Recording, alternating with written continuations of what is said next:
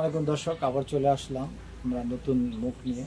আপনারা সবসময় জানেন আমরা বিভিন্ন জায়গায় বিভিন্ন সময় বিভিন্ন লোকের ভিডিও করে থাকি। তা আজকে এমন একজন আপুর সাথে আমাদের সাথে সাক্ষাৎ।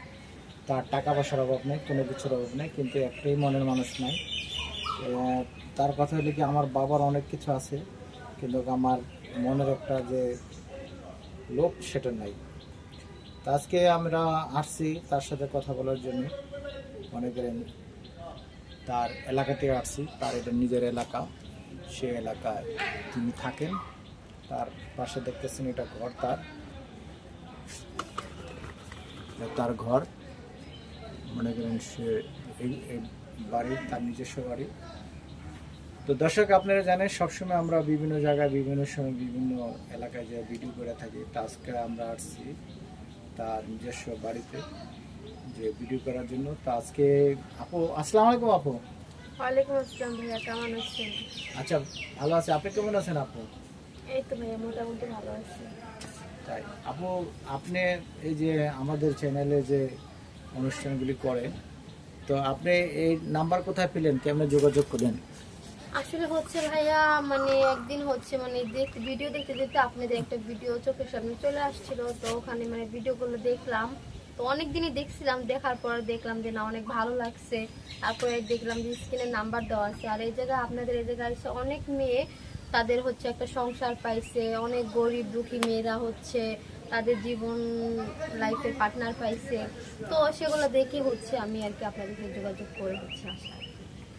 তো আপনি কি ধরনের জীবন সঙ্গিনী চান, কি আসে বিষয়? কারণ অনেক মেয়েদেরকে দেখছি যে তাদের টাকা পয়সার জন্য, যৌতুকের জন্য তারা হচ্ছে বিয়ে করতে পারতেছে না, কিন্তু আমার সেরকম কোনো প্রবলেম নেই। কিন্তু প্রবলেম আছে না, কিন্তু তারপরে আবার আছে। কারণ হচ্ছে আমার টাকা পয়সার কোনো অভাব নেই। যে দেখতেছেন এই বাড়িটা কিন্তু আমারই।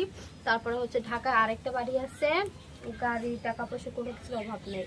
কিন্তু হচ্ছে আমার বাবা মার আমি একমাত্র মেয়ে, আর আমার কোনো ভাই বোন নেই। তো এমন একটা মানুষ চাই যে হচ্ছে আমার বাবার পাশে দাঁড়াবে, সে আমার বাবার ছেলের অভাবটা পূর্ণ করবে কখনো, আর তার প্রতি কখনো লোভ লালসা থাকা যাবে না, এরকম একটা ছেলে চাই।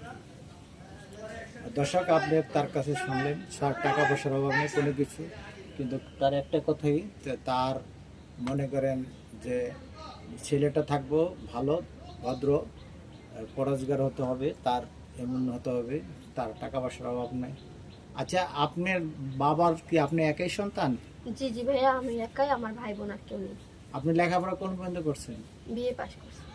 ও, দর্শক, উনি বিএ পাশ করে তার বাবার সাথে ব্যবসার সাথে সাথে পাশাপাশি একটু লেখাপড়া করতেছে। তার বাবার ব্যবসা, সেটা সে করতে চাইতেছে, কিন্তু অ্যাকচুয়ালি কি ভাইয়া, একটা মেয়ে মানুষের দ্বারা সব কাজ সম্ভব না। তো উনি এমন একটা চাইতেছে যে আমার জীবনের একটা পাশে একটা লোক থাকুক, যেই লোকের দ্বারা আমার উপকারিত হবে, আমার যে একটা আমার বাবার একটা ছেলের পুরা হোক, সেটাই চাইতেছে।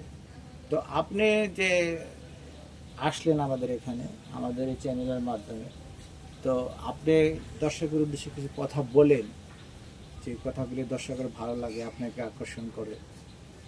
জি জি অবশ্যই, কেন না। কারণ হচ্ছে মানুষের সবারই যে কোনো একদিক থেকে সে দুর্বল থাকে। তো আমারও একটা দুর্বল পয়েন্ট আছে, সেটা হচ্ছে আমি টাকা পয়সা ধন সম্পত্তি কোনো দিক দিয়ে কোনোদিন অভাব করিনি। কিন্তু একটা মানুষের যখন মনের মানুষ বা জীবন সঙ্গিনী তার পাশে না থাকে, তখন তার আরও যদি টাকা পয়সা থাকে তারপরে সুখ শান্তি নেয়।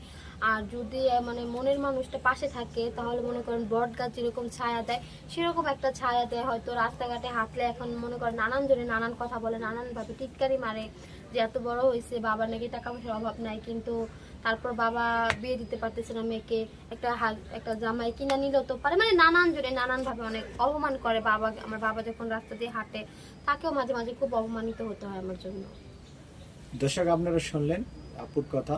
তো আমরা আশা করি আপুকে যদি ভালো লাগে, তো আমাদের স্ক্রিনে নাম্বার দেওয়া থাকে, সেই নাম্বার হিসাবে আপনারা যোগাযোগ করবেন।